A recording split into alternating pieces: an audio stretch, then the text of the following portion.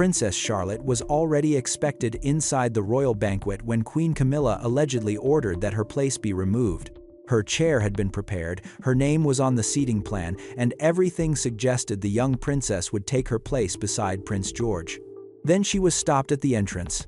But before Camilla could settle into the evening she had rearranged, Catherine arrived, discovered who had given the order, and refused to let her daughter be humiliated. Yet why had Camilla risked so much over Charlotte?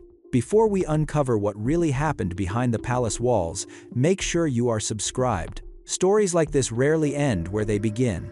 And the deeper we go, the more complicated this royal conflict becomes. But that empty chair only makes sense once we understand what happened before the banquet and why Charlotte had already become part of a much larger struggle over authority, loyalty, and the future of the royal family. The banquet hall was already prepared when Princess Charlotte arrived, expecting to take her place beside Prince George. Her name had been included in the seating arrangements, her position had been decided, and palace staff appeared to be ready for her arrival. Then, moments before she was due to enter, everything changed. A senior attendant quietly stepped toward the young princess and told her that she could not go inside. Charlotte reportedly looked toward George, who was still permitted to enter, as though waiting for someone to explain what had suddenly gone wrong. The reason given sounded procedural. She was considered too young for the occasion, but there was an immediate problem with that explanation. If age was truly the concern, why was her brother still allowed to attend? Charlotte had spent days preparing for the evening. She had been expected to greet guests, remain composed, and stand beside the younger generation of the royal family during an important formal occasion. Now she was standing outside the very room where she had been expected to appear. And she had not been told that she had done anything wrong. The confusion quickly became more painful when Charlotte reportedly asked whether she should simply go home. That question would later become one of the most important details surrounding the entire confrontation. Because whatever had happened between the adults, Charlotte had begun to believe that she might somehow be responsible for it. Catherine received the news shortly afterward. She did not immediately demand an explanation from the Queen. Instead, she reportedly asked one simple question: who gave the instruction? The answer transformed the situation. The order had allegedly come directly from Queen Camilla. Suddenly, this was no longer an ordinary adjustment to a banquet seating plan. It was a decision made by one of the most senior members of the royal family involving the daughter of the Prince and Princess of Wales. Catherine understood what that meant. If she challenged the order publicly, she risked creating an uncomfortable confrontation in front of senior royals, diplomats, officials, and guests. If she remained silent, Charlotte might be left believing that her exclusion was legitimate. So Catherine walked into the banquet hall. Camilla was already preparing for the evening, surrounded by the people responsible for ensuring that every detail proceeded according to plan. The atmosphere remained formal, but Catherine's arrival introduced a tension that could not easily be concealed. Then she saw it: Charlotte's empty chair. It was a small detail, almost insignificant on its own. Yet in that moment, it represented something far larger. It represented who had the authority to decide where Charlotte belonged. Catherine approached the chair and placed her hand against its back. She did not need to raise her voice. The message was already clear. Camilla had expected her instruction to be followed. Catherine was making it equally clear that she would not allow her daughter to be quietly removed and then expected to accept the humiliation without question. For a moment, neither woman moved, and while Charlotte remained outside waiting for an answer, the royal banquet had quietly become something else entirely. It was no longer about a chair, it was about power, family, and the limits of authority inside the monarchy. But the most important question remained unanswered. Why had Camilla wanted Charlotte out of that room in the first place? The answer had begun weeks earlier, during another royal occasion that seemed insignificant to everyone watching. At the time, almost nobody realized what that moment would eventually set in motion. For Charlotte, the most painful part of the banquet was not the empty chair. It was the uncertainty. She had arrived believing she understood what was expected of her. She knew how to greet guests, how to stand beside her family, and how to remain composed when dozens of eyes were watching. Yet suddenly the rules appeared to have changed without anyone explaining why. Charlotte reportedly wondered whether she had made a mistake. Perhaps she had spoken at the wrong moment. Perhaps she had stood somewhere she was not supposed to stand. Perhaps Queen Camilla was disappointed with her. Catherine understood immediately how dangerous that uncertainty could become. Royal children are taught from an early age that duty often requires discipline. They learn when to speak, when to remain silent, where to stand, and how to behave when every small gesture can attract public attention. But there is a difference between teaching a child discipline and allowing that child to believe she is responsible for an adult disagreement. Catherine did not want Charlotte to carry that burden. She reportedly reassured her daughter that she had done nothing wrong. The words were simple, but the situation behind them was not. Because Charlotte was beginning to discover something uncomfortable about royal life. Sometimes the people making decisions around you are not arguing about you at all. They are arguing about what you represent. Charlotte represented the younger generation of the monarchy. She stood beside George at important occasions, appeared increasingly comfortable in public, and was already becoming recognizable to millions of people. Her calm manner and closeness to Catherine made her presence increasingly noticeable. That visibility mattered. George had an obvious future role as the heir's eldest son. Louis occupied his own place within the family. Charlotte's position was different. She was not expected to become monarch, yet she remained close enough to the center of the future royal household to matter. And that was precisely where the tension began. Catherine had always appeared determined to teach her children that their roles were not a competition. George would carry enormous responsibility. Charlotte would have her own path. Louis would have his own place. Their value would come from service rather than from competing for attention. But inside the wider royal household, hierarchy could never be completely separated from visibility. Camilla understood that better than most.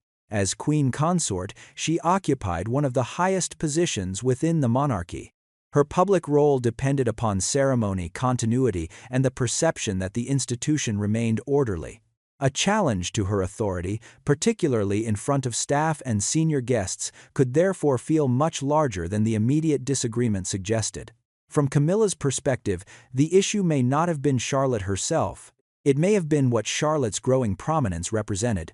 A future royal household increasingly centered around William, Catherine, and their children. And if that was happening, then every ceremonial decision involving Charlotte carried another question beneath it. Who would control that future? For Catherine, the answer was clear. Her children could not become pieces on a royal chessboard. For Camilla, the situation looked very different. She had spent years learning how to survive inside an institution where rank and influence were rarely as simple as they appeared. Being publicly overruled could carry consequences long after the original disagreement had ended. And there had already been an earlier moment when Catherine had challenged one of Camilla's decisions involving Charlotte. That was the moment when a quiet disagreement began turning into something far more personal. Because none of them yet understood how this had really begun. The earlier incident appeared harmless at first.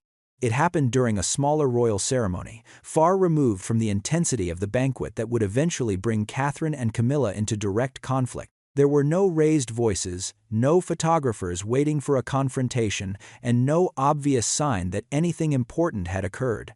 Charlotte had simply been given a place beside George. The arrangement made sense. The two children were appearing together, and their positions had been carefully planned to reflect their ages, responsibilities, and relationship within the younger generation of the family. Then the arrangement changed.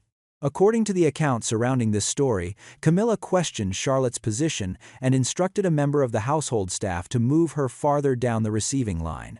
The explanation was apparently straightforward. Protocol. Charlotte was young, and senior members of the family should remain closer to the center of the ceremony. On paper, it sounded reasonable. But Catherine noticed the change almost immediately. She reportedly entered the rehearsal area, saw Charlotte standing in the new position, and asked who had moved her. When she learned that the adjustment had come from Camilla, Catherine did something that would later become extremely important. She quietly restored Charlotte to her original place. There was no dramatic argument, no public accusation, just one decision being reversed by another. But several members of the household had witnessed it, and that was where the problem began. Catherine had not merely disagreed with Camilla, She had demonstrated, in front of staff, that Camilla's instruction could be challenged. For Charlotte, the moment was difficult to understand. She had done nothing to cause the disagreement, yet she was standing at its center. Later, she reportedly apologized to Catherine for creating a problem.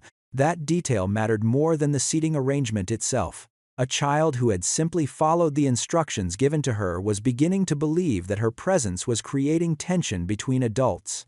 Catherine could not ignore that, but Camilla, according to the narrative, saw the incident differently. From her perspective, the issue was not whether Charlotte deserved to stand beside George. It was whether the hierarchy of the royal household was being quietly rewritten without her agreement. That distinction changed everything. Because once a royal decision becomes a question of authority, even a small ceremonial adjustment can become a test of who has the right to decide. And there was another detail that made the situation more serious. Camilla allegedly believed Charlotte's growing popularity was beginning to influence how people viewed the younger royal family. The princess was becoming increasingly comfortable in public. She attracted attention without appearing to seek it. Standing beside Catherine and George, she represented a future that was already becoming visible. Camilla may have seen that future approaching faster than others realized. The earlier disagreement, therefore, left behind something more dangerous than anger. It left resentment. Catherine believed she had simply protected her daughter. Camilla believed her authority had been disregarded. Neither woman considered the matter finished. Weeks later, when the banquet seating was being finalized, Charlotte's name once again appeared on the plan. Then, according to the story, Camilla personally intervened. This time there would be no rehearsal, no quiet correction, no opportunity to reverse the decision before anyone noticed. The banquet would place the disagreement in front of the entire royal establishment, and that was precisely why the next decision mattered so much. Because what looked like a new exclusion was actually the continuation of an old confrontation. But what happened afterward changed everything. The banquet hall was filling when Catherine finally confronted Camilla. There were guests nearby, senior officials moving quietly through the room, and enough witnesses to make any open disagreement potentially damaging. Yet Catherine understood that remaining silent would allow the earlier decision to stand. She approached Camilla calmly. The first request was simple. Reverse the decision. Camilla refused. She reportedly insisted that Charlotte's exclusion was a matter of protocol and that the arrangements had already been finalized. To Camilla, changing the decision now would make it appear that her authority could be overturned whenever another member of the family objected. Catherine saw the situation differently. She did not believe Charlotte was being protected by protocol. She believed protocol was being used to justify an adult decision that had placed a child in an humiliating position. That difference was impossible to reconcile. Catherine asked to speak privately, away from the guests. Camilla agreed, but neither woman entered the conversation willing to surrender. Camilla's position was straightforward. Royal occasions depended upon hierarchy. Every person had a defined role, and every seating arrangement carried meaning. If those arrangements could be changed simply because someone felt uncomfortable, the structure behind the ceremony would begin to weaken. Catherine answered that hierarchy had limits.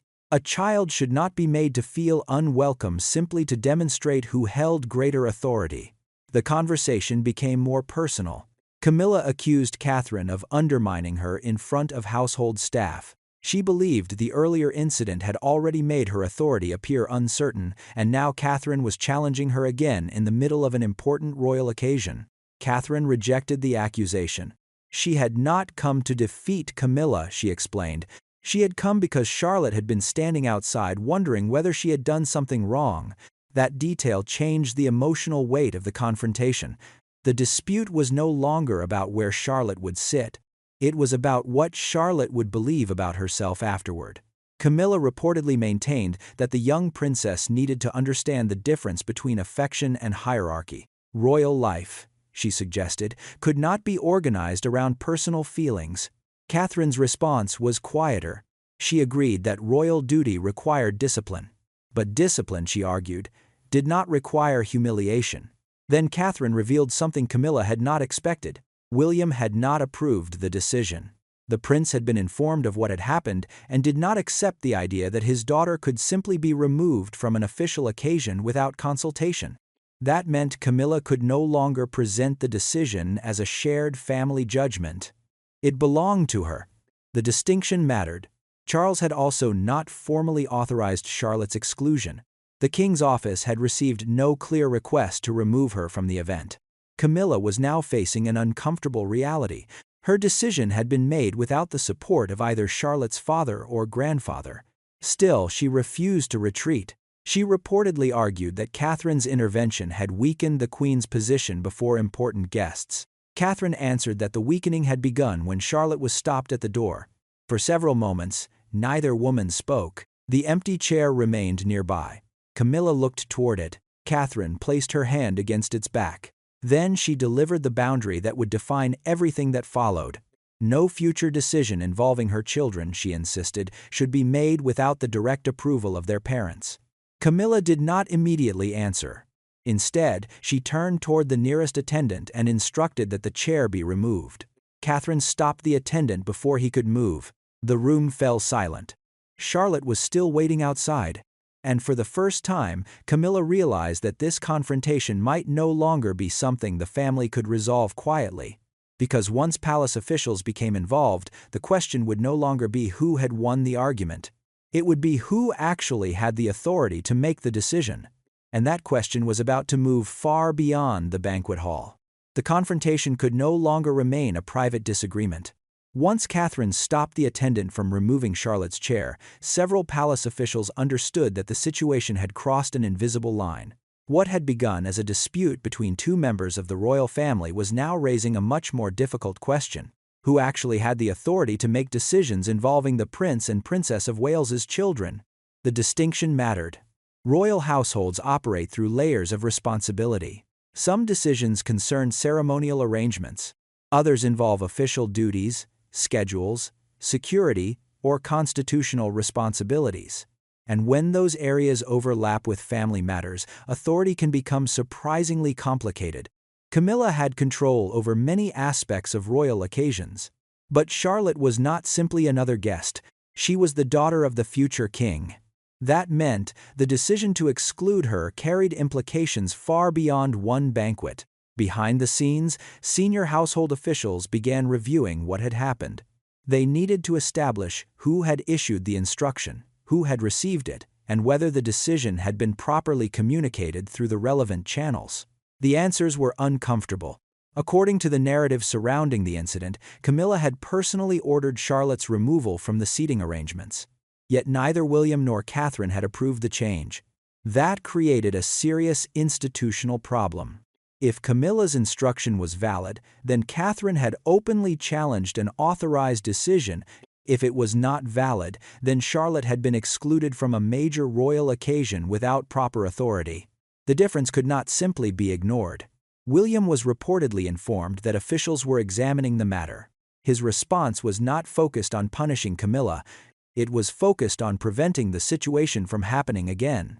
He wanted clear boundaries. Any significant change involving George, Charlotte, or Louis should be communicated directly through his household and Catherine's office. That request immediately exposed another tension. Camilla believed such a rule could be interpreted as a reduction of her authority. William saw it as basic parental responsibility. Charles now found himself caught between them. As king, he had to consider the stability of the institution. As Camilla's husband, he understood why she felt publicly challenged. As Charlotte's grandfather, however, he could not easily dismiss what had happened to the child. The written account placed before him reportedly contained one detail that changed his perspective. Charlotte had asked whether she should leave. Charles reportedly paused when he read that sentence. Until then, the dispute could still be described as a disagreement over seating, protocol, or rank. But a child asking whether she should go home made the consequences personal. The king understood that whatever had happened between the adults, Charlotte had been left carrying the emotional burden. Camilla wanted the staff member who had allowed Charlotte into the banquet to face consequences.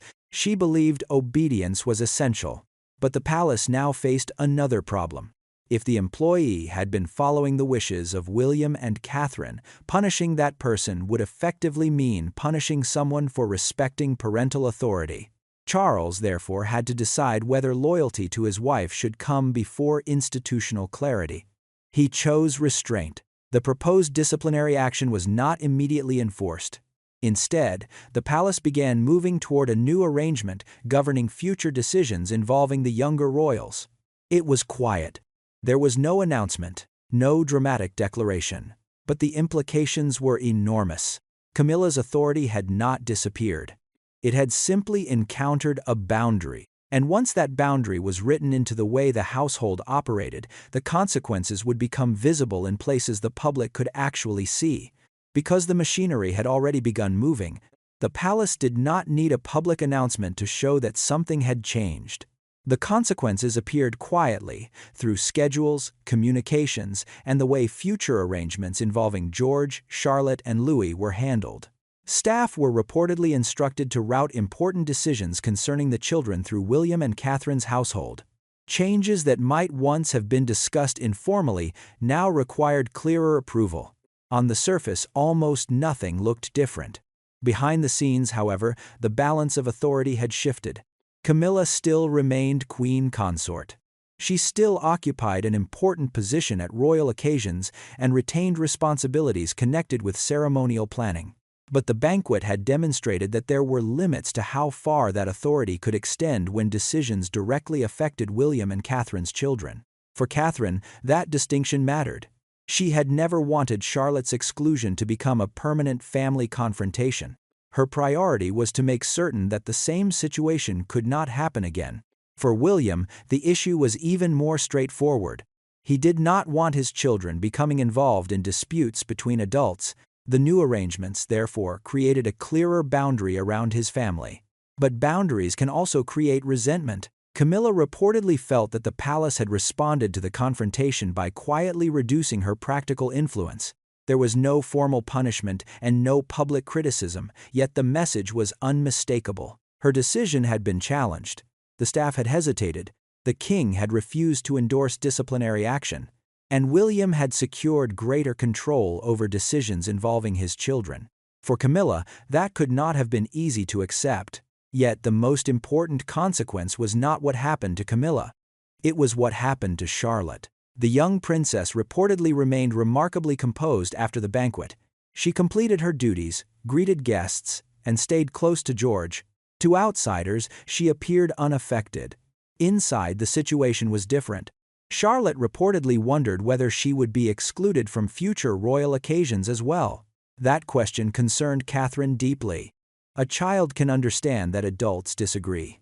What is much harder to understand is why their disagreement seems to change whether you belong. Catherine wanted Charlotte to understand that the incident was never her fault. William reinforced the same message. The children should not be required to carry the consequences of disagreements over rank, authority, or influence. That principle now became part of the family's internal boundaries. Yet something remained unresolved. Camilla had accepted the practical limits placed around her involvement, but acceptance was not the same as forgiveness. She still believed Catherine had challenged her publicly.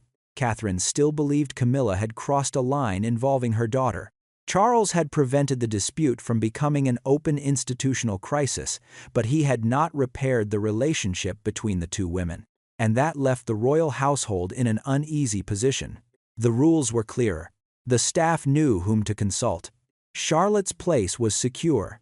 But trust could not be written into a schedule. It could not be restored through an official instruction. Someone would eventually have to confront the emotional damage directly. And that conversation could not happen in a banquet hall surrounded by officials. It would have to happen behind a closed door, without cameras, without staff, and without the protection of royal ceremony. Because the institutional decision had been made, now came the personal reckoning. There were no cameras when Catherine and Camilla finally met alone. No palace officials stood between them. No diplomats were waiting nearby. No carefully prepared statement could soften what either woman wanted to say. This time, there would be nowhere for the disagreement to hide. Catherine had requested the conversation because she did not want the conflict to continue through staff, schedules, or carefully worded messages. If the relationship between them was going to survive, they needed to speak directly. Camilla agreed. She began with the grievance that had remained with her since the banquet. She believed Catherine had undermined her authority in front of the household staff and senior guests. From Camilla's perspective, the issue was not simply Charlotte's attendance. It was the way her decision had been challenged. Catherine listened. Then she gave a different version of what had happened. She said the humiliation had begun before she entered the banquet hall. It began when Charlotte was stopped at the door and left wondering whether she had done something wrong. That distinction changed the conversation. Camilla had been thinking about authority. Catherine had been thinking about a child. Neither perspective was entirely simple. Camilla had spent years learning how carefully power operates inside the royal family. Titles mattered. Precedence mattered. Public appearances mattered. Even the smallest ceremonial decision could communicate who was senior, who was trusted, and who was expected to follow. She believed that if those boundaries became flexible, the institution itself could become weaker. But Catherine believed something else. She believed authority became weaker when it needed to diminish a child to prove itself. Then Catherine repeated the question Charlotte had asked. Should she simply go home? For the first time, the emotional consequence of the banquet became impossible to avoid. Charlotte had not understood the dispute between the adults.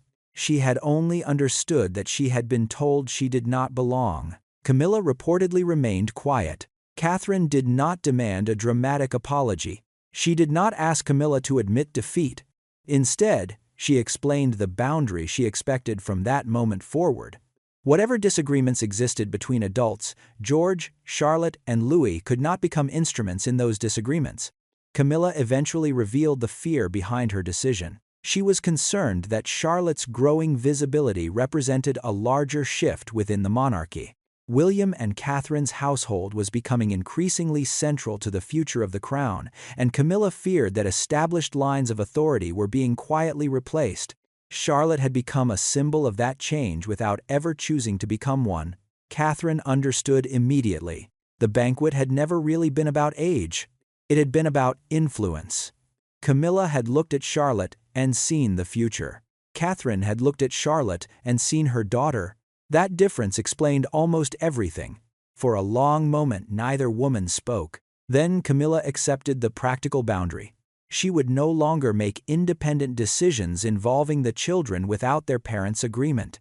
It was not a warm reconciliation. There was no embrace, no sudden transformation. But there was something more believable, an acknowledgement that the line had been crossed. Catherine left knowing that Charlotte's position was safer. Camilla remained knowing that her authority had limits she had not previously been willing to accept. The family had contained the dispute, but the palace could not contain its image, because somewhere beyond those closed doors, the story of Charlotte's empty chair was beginning to escape. And once the public saw that chair, the private disagreement would become something none of them could control. The palace had hoped the confrontation would remain private. It did not. By the following morning, attention had shifted away from the banquet itself and toward one detail that seemed impossible to explain away. Charlotte's empty chair. A single image was enough to raise questions. Why had the young princess been excluded while her brother remained inside? Why had Catherine intervened?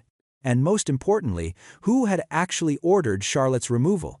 The palace communications team reportedly attempted to describe the situation as a routine adjustment involving younger members of the royal family. But that explanation created a problem. If the change had been routine, why had Charlotte arrived expecting to attend? And if age had been the concern, why had George remained on the guest list? The more officials tried to make the incident sound ordinary, the more unusual it appeared. Commentators began examining every detail. Some argued that Camilla had been protecting royal protocol and preventing younger royals from receiving too much prominence at an important occasion. Others saw something very different. They believed a child had been caught in an adult struggle over influence and hierarchy. The difference between those interpretations quickly became the heart of the public debate. Charlotte's behavior also mattered. She had entered the banquet only after Catherine challenged the decision, yet she reportedly remained composed throughout the evening. She greeted guests. She followed George's lead. She completed the expected formalities.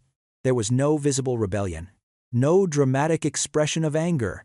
That restraint changed how many people interpreted what had happened. Instead of seeing Charlotte as an inexperienced child who had disrupted the occasion, the public began seeing her as a young royal who had endured an uncomfortable moment without allowing it to become a spectacle. Catherine's conduct attracted even greater attention. She had not shouted. She had not publicly insulted Camilla. She had simply refused to allow her daughter to be removed without explanation. That distinction became important. To supporters, Catherine looked like a mother defending her child. To critics, she had challenged the Queen's authority in front of important guests. But even those who disagreed with Catherine were forced to confront the central question. Should royal hierarchy ever require a child to accept public humiliation? Meanwhile, Camilla remained largely silent. Her silence allowed different interpretations to grow. Some viewed it as dignity. Others saw it as evidence that she had no convincing explanation. The palace now faced a difficult communications problem. A private family dispute had become a public argument about the monarchy itself. It was no longer simply about Charlotte.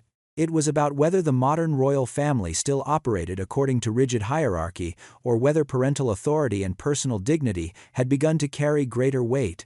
The story spread beyond Britain. International audiences began discussing the incident as another example of the tension between tradition and a changing monarchy. The image of the empty chair became more powerful than any official statement. It suggested exclusion without needing to explain it. And Catherine standing beside that chair suggested resistance without requiring a single dramatic speech. Inside the palace, officials understood that the family needed to show unity. But unity could not simply be announced. It had to be demonstrated. The next time Charlotte appeared publicly beside the senior royals, every gesture would be examined. Who stood beside her? Who greeted her? Who looked toward her? And most importantly, would anyone question her place again? The answer would not come from a press release.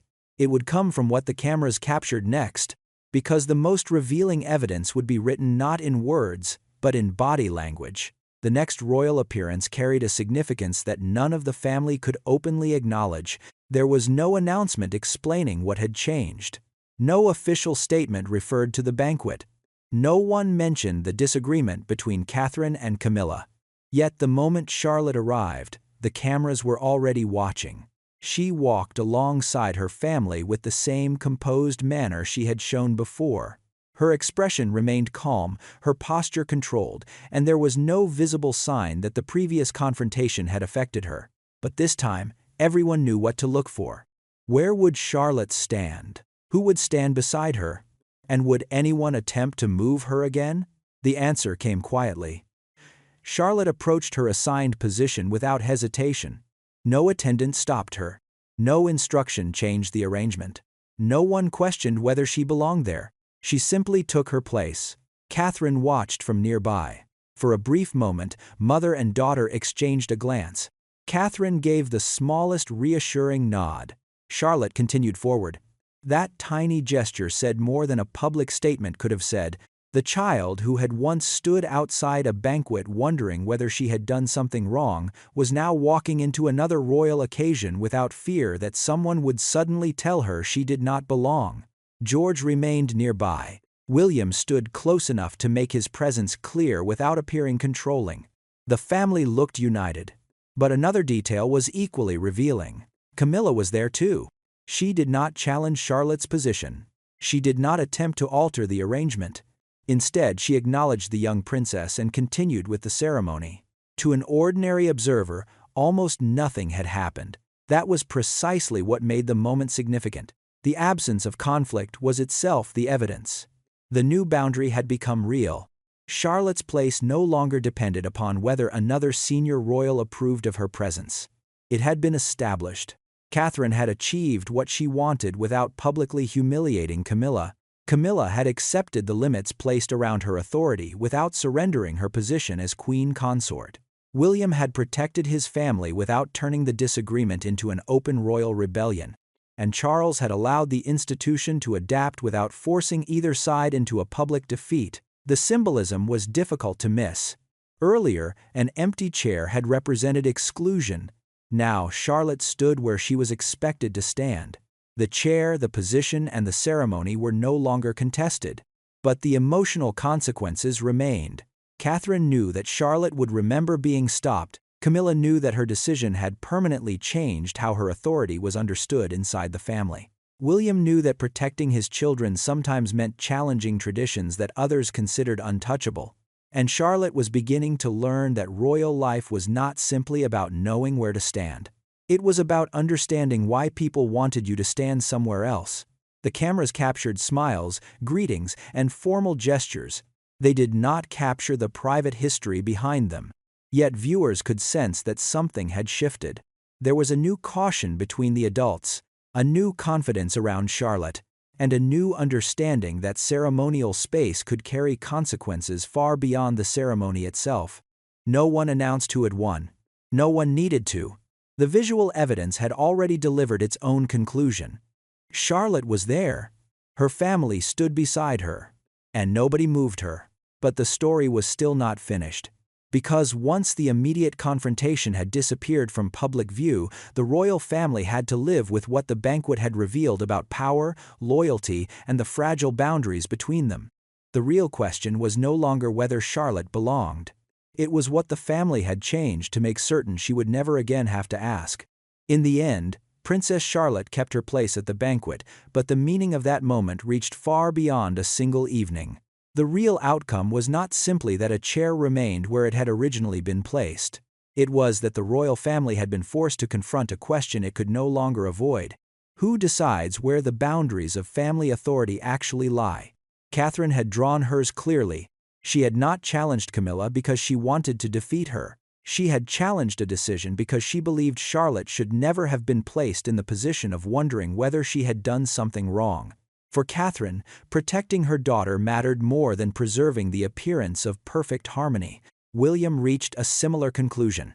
The incident reinforced his determination that decisions involving his children should remain within the authority of their parents whenever they concerned family appearances rather than constitutional responsibilities. The new boundaries were quiet, but they mattered. Future arrangements involving George, Charlotte, and Louis would require clearer communication with their parents. No dramatic announcement was necessary. The palace simply adjusted. And sometimes the most important changes inside an institution are the ones the public barely notices. For Charles, the confrontation exposed another uncomfortable reality. Avoiding family conflict does not make it disappear. His decision to prevent disciplinary action against staff reflected a desire to restore institutional fairness, but it also forced him to recognize that private loyalty could not always come before the stability of the household. Camilla emerged from the dispute differently as well. She remained Queen Consort. Her position had not been removed. Her public duties continued. But the banquet had shown that formal status did not mean unlimited authority. There were boundaries even she could not cross without consequences. More importantly, she had to confront the emotional reason behind the decision. Charlotte had never been the true source of the problem. She had become a symbol of a changing monarchy. To Camilla, the young princess represented a future in which William and Catherine's household would become increasingly influential. To Catherine, Charlotte was simply her daughter. That difference had turned an apparently minor decision into something far more painful. And then there was Charlotte herself. The young princess had entered the controversy without choosing any side. She had not asked to become a symbol. She had not asked adults to argue over her place. She had simply wanted to attend an important royal occasion beside her family. Yet she emerged from the experience with something that could not be written into any official document: an understanding that adult disagreements were not her responsibility. Catherine and William made certain she understood that clearly. The next time Charlotte approached her assigned place, there was no hesitation. No one stopped her. No chair was removed. No explanation was demanded. Catherine gave her a small reassuring look, and Charlotte continued forward. That quiet moment delivered the final verdict. The monarchy had not been changed by a dramatic speech. It had been changed by a boundary. A mother had refused to let protocol become humiliation. A father had insisted that his children remain outside adult disputes. A king had been forced to choose institutional fairness over private loyalty, and a queen had discovered that authority becomes more fragile when it is used to prove authority. The banquet eventually ended. The guests departed. The doors closed. But the empty chair remained as a symbol of everything the family had been forced to confront. Because sometimes the most consequential royal battles are not fought over crowns, titles, or ceremonies. Sometimes they are fought over whether a child is allowed to believe that she belongs. And in the end, the chair mattered not because of where Charlotte was allowed to sit, but because it revealed who was willing to stand beside her when the palace itself told her she did not belong.